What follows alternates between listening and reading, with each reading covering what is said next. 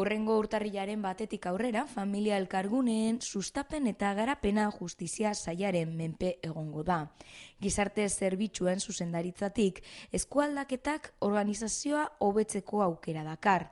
Zenen eta punto elkargune hauetara joaten diren zenideek ebazpen judizialak bideratuta egiten baitute. Nagusiki, ara doazten jendeak dira prozesu judizial baten barruan daudelako, eta horrezagaitik pentsatu genuen hobeto zela bakoitzak bere gauzak egitea. Hau da, prozesu judizial batetik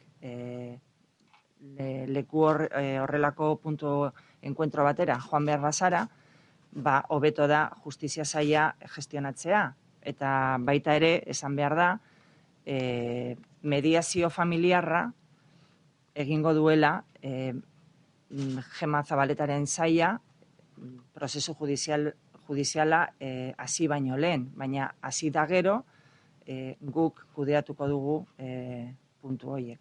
Zerbitzu hauei esker, pasaden urtean 749 adingabe harremanetan jarri ziren beraien gurasoekin. Aurten, orain arte, zenbait gunetan 2010 urte osoko arreta mailak gainditu dira.